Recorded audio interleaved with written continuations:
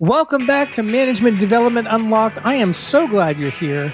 This is a very special show because it's episode 100. I'm Eric Girard, CEO of Girard Training Solutions, a management development firm that focuses on helping new managers transform from being high-performing individual contributors to outstanding people managers. I also have an Amazon #1 best-selling book called Lead Like a Pro, The Essential Guide for New Managers. Today, I am stupefied to have Al D with me. Al, welcome to the show. You are one of the most popular guests ever on the show, and I'm honored to have you back. And with that intro, who are you and what do you do? Eric, thank you for the introduction and congratulations on 100 fellow podcast hosts here. That is no small feat, so kudos to you. My name is Al D. I'm the founder of The Edge of Work, which is a leadership development consulting firm. And I have the privilege of working with organizations to help them develop the next generation of leaders inside of their organization and build high-performing and highly engaged cultures. And like you, Eric, I definitely share that passion for developing leaders and managers. And so it's no wonder why we get along so well. Yeah, absolutely. I can't wait to see you in person again at the Talent Development Think Tank Conference or any place else we both happen to be. Likewise. So today, Al and I are going to talk about empowering all leaders to be developers of talent. And I have a whole list of questions for Al on this, and I can't wait to dive in and see what happens. So we're going to be, sorry? Let's do it. Yeah, absolutely. We're going to be hearkening back to your first appearance in the show, which was about a year ago, give or take. And so I'll be hearkening back to that. And so a little homework for the listeners is to go back and find Al's original show. So, Al, last time you were on the show, you talked about the importance of the role that managers play in employee career development. I know this interest stems from your own work in organizations, but is there anything that you're seeing around this topic today that's worth noting? Yeah, and thank you for that. I think a couple things that come to mind. I think number one, while every industry and every company is going through different kinds of conditions, I think it's suffice to say that these past couple of years, writ large, have been pretty challenging. And in a lot of cases, there are not a lot of companies who are hiring in the massive amounts that maybe they were back 2 or 3 years ago. So what that really translates into is figuring out how do we make the most of the talent that we have inside of an organization. Naturally, as a result of that, I do think this topic of career development is coming up more and more, because it is often cited as a reason why employees choose to join a company, as well as why they often choose to leave a company. And so I do think that while I would argue, and maybe you would too, that this is a topic that should be important at all times, I think in particular, it is coming up a little bit more and more. And certainly, as we talked about last time, a manager has a role in that. And then maybe perhaps the second thing which ties to that is, in today's kind of environment, there certainly is an emphasis on being productive, right? In terms of how do we continue to perform at a high level with a high output. Time is always something that everyone wants, but always seems to be in shorter supply than we truly need. And so I think another kind of thing that is kind of coming up for this is how do we find ways to make development and career development a priority, but if we don't maybe have all the time in the world to do it. And so I think there's some interesting discussion and conversation in there around what that could actually look like. Because at least in my experience, many of the things that I think managers can do to facilitate career development and growth do not necessarily always have to take up all the time in the world, but they do take a commitment to them, and they can take consistent practice. So those are just a couple things that kind of come up and come to mind. Yeah, and I totally agree. I just had a conversation with an ex-colleague from a company I used to work for. And she mentioned that, she's a first-line manager now. She's interested in a director-level job, but she just feels like she spends all day fighting fires and doesn't have time to think about her own development. And she's like, how would you suggest I do that? And I said, well, have you considered a career coach? And she was like, oh, yeah, okay, a career coach. And she wrote that down. Yeah. And I think that we ought to have career coaches inside organizations, or an equivalent. What do you think of that? Yeah, no, I think it's definitely an option for some organizations, and I would agree. I think what I appreciate most about that sentiment, and I do know that there are some organizations that have it, is that they are not afraid to bring in people who could provide guidance, thought partnership, and support to help employees kind of figure out how they can best maximize their talents and potential. sometimes it can be hard for someone to do that on their own volition. And even with a great manager, even that can be sometimes hard too. And so the idea of having someone who is trained in this and who can do this in an intentional way, who can support employees. No, I mean, I think there's a lot of different paths you could take, but I definitely think that would be something that could be served well. And I do know anecdotally there are a number of organizations. I wouldn't necessarily call them coaches per se, but they do have internal mobility teams, and part of their focus is to go and talk to employees about some of their aspirations, their skills, and their interests, and to help them find other opportunities. And so while they may not be a formal coach per se, they are maybe perhaps taking on some of those responsibilities, but they all kind of map towards the same goal, I think, which is for the people that we really want to keep in this organization, who we believe in and who have skills and potential, how do we find opportunities where they can contribute so that we drive results and so they feel engaged in living up to what they can offer to this organization? Makes perfect sense. Yeah, mobility teams, I've heard that, but it might be relatively new. I've been out of industry for 4 years, so that might be a thing that maybe came along after I left. But we digress. Let's move on. In addition to supporting employee career development, you also really believe that all leaders should actually be developers of talent, period. What do you mean by that, and why is it so important? Yes. Okay. So I'm thankful you're giving me a chance to talk about this, because this definitely is something I'm super passionate about.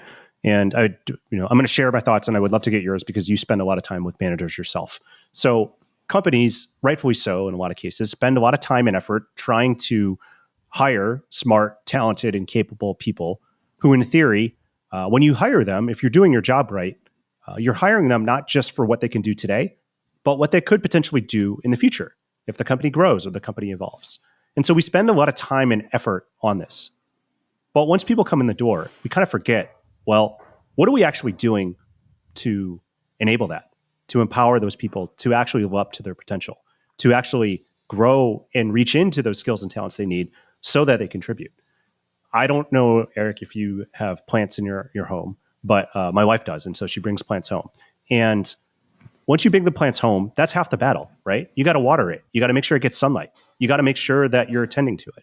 It's the same kind of scenario for organizations. And so I think that my understanding, at least, is that if you're only going to try to hire the best talent, but aren't going to actually develop them, I think you're missing out on a lot of potential. And so that's kind of why I believe that for all managers, out of all the things that they could be doing, and I know we ask a lot of them, I do really think that one of those priorities should be that they should be advocates and developers of talent. And the reason why is pretty simple. If you can let your employees and empower your employees to live up to the potential and their abilities, that's going to enable them to make greater contributions to you and to the team. And that's going to help you as a manager in terms of knowing that you're confident in the capabilities that your employees have, being able to flex them in new ways to maybe take on new organizational capabilities or new projects. But it's also going to make them happier, engaged, and more fulfilled because they're going to be able to contribute. They're going to be able to learn new skills. And so I just think that, and particularly now where companies are not maybe hiring as much as they used to, what a better time than to embrace being a developer of talent if you truly want to be able to not only keep the people that you have, but ensure that they can live up to what they're capable of, and you can continue to drive results. But I know you live and breathe with managers every day, so I'd be curious to hear your thoughts or your own reflections from the managers that you work with.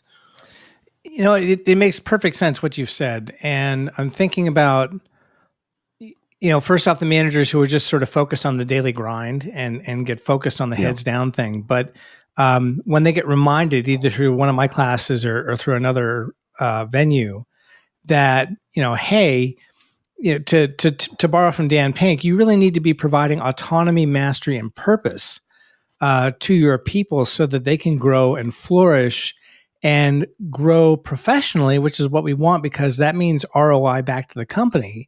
But also it's the right thing to do for the individual, because then you are helping grow an individual, and who knows where that person might wind up. They might stay with you for 10 years.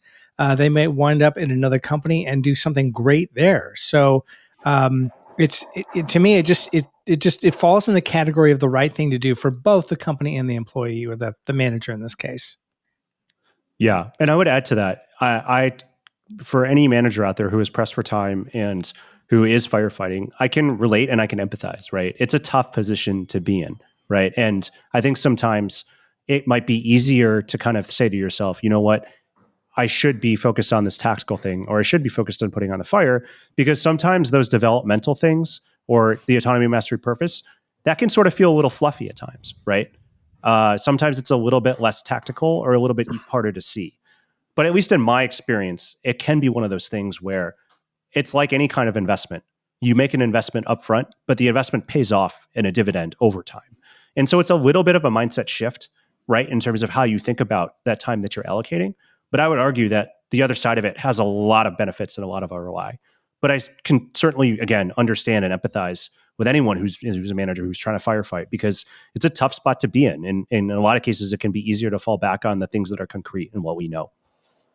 Yeah, and I'm also reminded of the analogy of investment. Just thinking about pouring into your employees as an investment into their well-being, their career satisfaction, and their satisfaction with the company. So then your employee relations scores go up, your employee satisfaction survey scores go up, and you got people who are less likely to go anywhere, which is pretty important in today's market. I couldn't agree more. And I think you said this earlier, but in my experience, at least, a lot of people, particularly high performers in particular, they like being able to show what they're capable of. They don't want to shy away from that, right? Like, they want to be able to stretch and grow and achieve at a higher level. And I think, again, going back to this idea of what is your job as a manager, one of your roles is to be able to get your team to a desired result, right? Or an aligned result of some kind. How you do that is most often than not through others, because there's only one of you and there's probably 6 to 8 to 10 of them. And so you can't do it all. And so to a certain degree, being able to invest the time to develop others is the way that you scale and that you find leverage about what you do as a manager.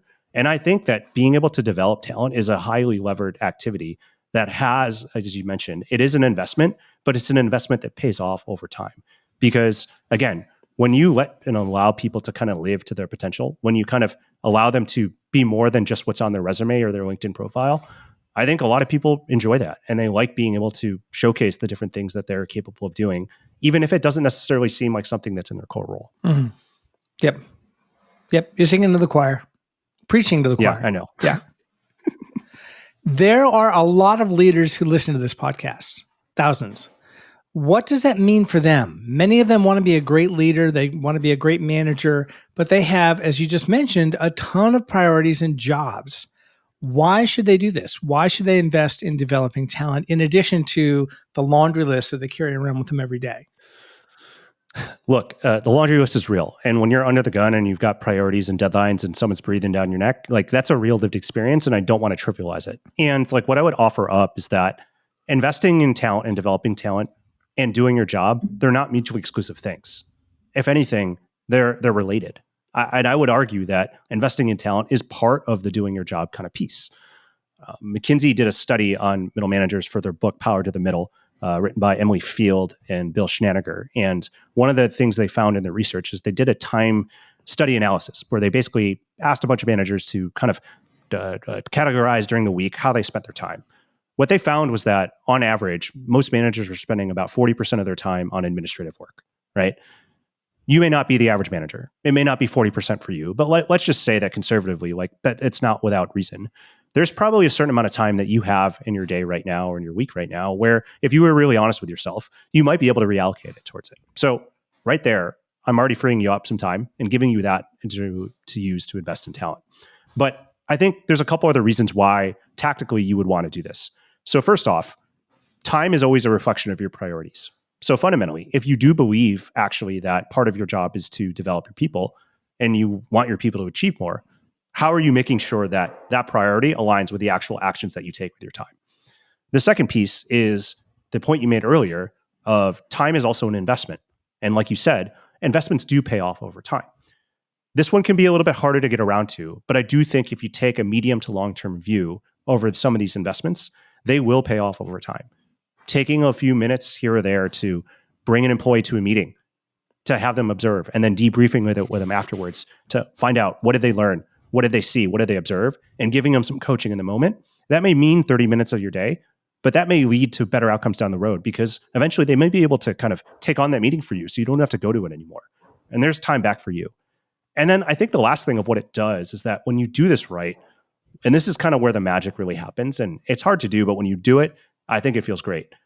If you kind of create this culture, if you will, this norm, if you will, that you're going to actively develop your people and find ways to develop your talent, what it starts to do is it starts to build self-sustaining capabilities so that you don't always have to be the one who says, hey, I'm going to invite you to this meeting where you're going to observe and then I'm going to coach you after, where people start actually generating their own offense, where they start taking the initiative to do that themselves, or they start to come to you saying, hey, I'm trying to develop myself in this kind of way. What can you offer me? And that's really where you start to really generate opportunity there. Because in that case, you're not actually doing it. They're doing it on their own. And that's that self-sustaining capability piece, which really kind of unlocks it for them. And so those are just a couple things to kind of think about and consider if you are pressed for time, but wondering, how can I make the math? That reminds me of the first job I had in Silicon Valley. This was my second or third manager, Jeff. And he was fantastic at building capability in all of us. And he spent a lot of time with me, specifically on my business writing and in fashion sense. Actually, he helped me with both of those things. And he poured into me. I know I've used this phrase a couple of times, but he really spent a lot of time with me saying, hey, in this proposal or in this document, he would get out a red pen like a teacher and say, let's organize this, let's move this, let's do that. And at first I was a little taken aback. And then I realized what he was doing. He's trying to teach me how to be an excellent business writer, to make a business case in order to get a proposal accepted, so that we could move ahead with our objectives and priorities. And I was able to take that kind of attitude and turn it around toward other people who came up behind me. And not only did I become a better business writer and a better dresser, but I was also able to coach employees who came behind me, either in that job or in future jobs, and be able to help people along and build their capabilities so that they could go off and be autonomous. So it really paid off. I love that. In my personal experience, that sort of attitude really pays off. Two quick things there. I love what you said about the part where eventually in that role, you were able to start coaching and doing that for other people. And that is exactly the self-sustaining capability piece, right? Mm-hmm. Where when you are the leader, you set the example.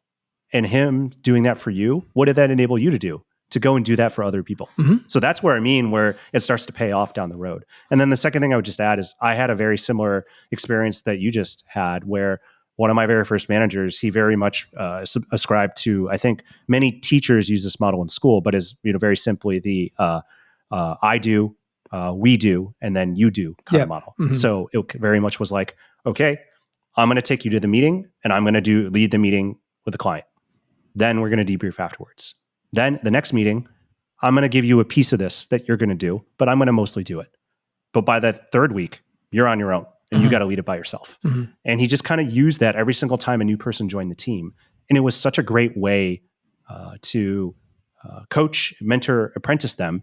But eventually we all became competent enough to start doing that for other people as well. But similar to you, like that experience very much shaped and biased me into thinking that this could actually be something that could work. And certainly since then, I've seen it in a lot of other capacities. Oh, yeah. Yeah. I mean, that reminds me of the mantra I use when I'm designing programs: tell, show, do. I'm going to tell you about it. I'm going to show you how to do it, and then you're going to do it. And then one that I heard from somebody, from a nurse, I think there was a nurse who was teaching. Each one teach one. So everybody has to teach a skill, not only be able to do it competently, but to be able to teach other people to do it competently. So along the same lines. Yes. Mm-hmm. Well, leaders cannot do this alone. What is the role of organizations and also for talent development L&D in making this happen? Oh, great question. Okay, I'm going to take the talent and L&D first. Okay, so what I think above all is that we need to start being able to give away our own Legos, right? And what I mean by that is we know a lot of this stuff, right? Because this is what we're trained in. This is what we know. When we find ways to give away what we know, it's going to be able to make it into the actual workflow and lived experience of employees. The reason why is because we only get a certain amount of time, in formal and informal kind of learning environments with employees. And if we want this to scale and if we want this to live beyond us, then we've got to find ways to give up what we know and to get it in front of other people. And so finding lightweight ways to kind of get these tools and teach employees how to do these in their actual workflow, I think is something we have to kind of have a mindset shift on collectively as a learning and development and talent development. I think we're doing it in pockets, but collectively we have to do that. And that seems a little scary because, like we're the experts, right? But by the theory of like, if we actually believe this is stuff we want to do and we want it to be successful, well, we need more people to do it. And there are far more people that don't work in L&D and talent in an organization that do. So unless we find ways to give away our Legos and getting these tools into the hands of others, until we do that, it's going to be very hard to get to scale. When it comes to actual kind of like leaders themselves, I think the very first thing they can do is just to find lightweight ways to kind of bake it into the actual workflow of their employees. So both examples we gave are really awesome examples of how you can do it in a pretty lightweight kind of way. I mean, yes, to your point, when your leader worked with you on the business writing, like it was an investment of time, but that is directly in the work experience, right? Where he's doing that. Same with me. Mine was literally, we're going to this meeting together, right? That's right in the workflow. We're doing it right there. And then maybe the last piece of this from an organizational level, I think that as an organization, what we need to do is that we need to start selecting leaders and managers for and rewarding leaders and managers for being developers of talent. Like it full stop just needs to be a critical, whatever you want to use, competency, capability, skill, expectation out of a manager. Part of your expectation of what we're going to select you for, reward you for, measure performance for you on, give you feedback on, is your ability to develop talent. And very much for those of you who follow sports, you may know that there are some coaches in the NFL in particular, or NBA for that matter, they have trees of coaches, right? These are the coaches who come up as a system to them and end up becoming head coaches somewhere else. In my view, at least, we should be rewarding those people who actively develop their people who end up going into other places. That would be the fullest kind of, to me at least, showcase of, yeah, we actually do value people that develop others here because we're going to reward it. Mm-hmm. So those are some thoughts. You said something I want to come back to. You used the analogy of Legos. Yeah. I'm not sharing my Legos. Literally not sharing my literal Legos. I love Legos. No, I think the idea is fantastic, and having teaching people to be generous and to give away their secret sauce so that other people can do the same thing. I think that's super important. Right. Well, and let's be honest, it's for selfish reasons, right? Because we want it to be successful. Yeah. Right. And so, but I mean, yeah, maybe some of us are altruistic, right, for the goodness of others, but truly, like I do think it will help us. The reason why I bring it up is because I want us to be successful, and I think this is one way you can do it. But yes, it does require us to share, Eric, which I know sometimes could be hard for you, but that's okay.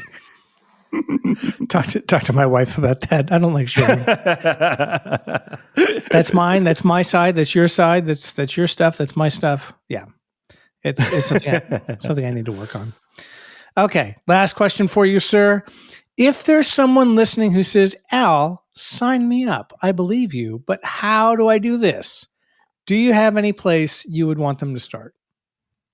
Yeah, great question. So I'll take this from the lens of maybe perhaps like a manager or leader.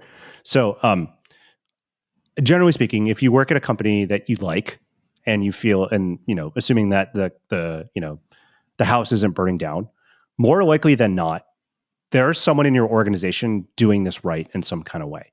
And so one thing that you can do is start just to observe, right? Observe leaders that you respect or admire. Observe leaders who do maybe have that reputation for developing talent. I assume that if you do that and pay enough attention, you'll start to notice things that they're doing that are making an impact to people. Just like you and I were able to find and pick out examples of us in the past, odds are if you're a leader, if you look around enough, you'll be able to see it. But in the case, let's just say it's hard or you can't, the next thing you do is you can actually just talk to employees, right? To get a better understanding of, hey, what are the actions or activities that would be most helpful for you to feel like you're developing here? What specifically can I do to play a role in that? But basically what you're trying to do is you're trying to figure out what's already there and working. I'm sure you and I could come up with a list of ideas, but if something's already working in your organization, it means it probably aligns with the culture anyway. So that's where I would start. So with that in mind, I would start there in terms of like what's already working and what's already out there. And then what's a little small practice or behavior that I can take to put that into practice?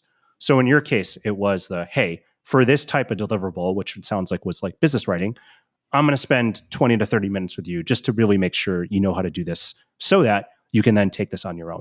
In my case, it was like that meeting, if you will, right? Of like, hey, this is a really important meeting with a client. I'm going to teach you how I do it. We're going to do it together, and then you're going to do it on your own. And I still will be here if you've got questions, but that's the path we're going to take. But just finding kind of those lightweight other things. One small thing that I often offer up to people just as like a starting point is just every single time someone finishes the project, you take 15 minutes with them, and you just do a guided reflection with them. What went well? What could have gone better? What are 2 skills that you used? How would you like to do this moving forward? It's a small practice like that, but doing that and getting into those small practices and habits over time starts to kind of lead to results, and also starts to build the expectation on your team that you are someone that is going to actively develop others. And I think if you kind of do that over time, you'll start to see what's working and what's not. And then maybe the last thing I would say is go find another manager peer or leader peer that's out there who you're kind of aligned on the same wavelength, and see what's working with them and share your own ideas. I'm sure you'll gain something from them that they're doing that maybe you can kind of take for yourself, and you might be able to share with them something that you're doing that they could benefit from too. But those are just some tactical approaches to how I would think about trying to do this in your day-to-day work if you're a leader or manager out there. Yeah, excellent. Great suggestions. All right. Well, let's turn the focus to you specifically. You have a podcast. Tell us about that. Sure. Thank you. It is called The Edge of Work. You can download and listen and stream The Edge of Work wherever you get your podcasts. And it is a podcast for leaders to make sense of workplace trends and to hear what's new and next. And so I try to bring on a diverse set of folks who are researchers and thinkers of actual leaders and practitioners, and then also some entrepreneurs. They're all related to the fields of leadership development, culture, and learning. But my job is to have guests on who bring ideas that I think are moving the workplace forward so that we can create a better world of work. So if that's your jam, please come join us. All right. And where can we find your podcast? Yeah, you can find it on Apple, Spotify, Amazon. You can go to theedgeofwork.com if you're more of a web-based person, but all those places are great places to find it. Okay, awesome. Great. Well, thank you, Al. What a magnetic conversation. How can people find you if they want to get in touch with you personally? Sure. They can connect with me on LinkedIn. Name's Al. Last name is Dea. Just send me a note, message me, just say you're a friend of Eric's, and you can find me there. Cool. Well, folks, thanks for listening. Please subscribe to the show and connect with me on LinkedIn. Also, pick up my book, Lead Like a Pro, The Essential Guide for New Managers. It's available on Amazon. And if you email me at eric@gerardtrainingsolutions.com, I'll put you in a drawing for a free copy. And I'm not doing this very much just because this is, like the 100th show. So I'm doing this just a little bit. So if you want a free copy of the book, email me at eric@gerardtrainingsolutions.com, and we'll put you in the drawing for a copy. If you'd like to chat about how I can help you or your new managers, please drop me a line via my website, gerardtrainingsolutions.com. With that, everybody, thank you for listening. We will catch you on the next one. Bye-bye.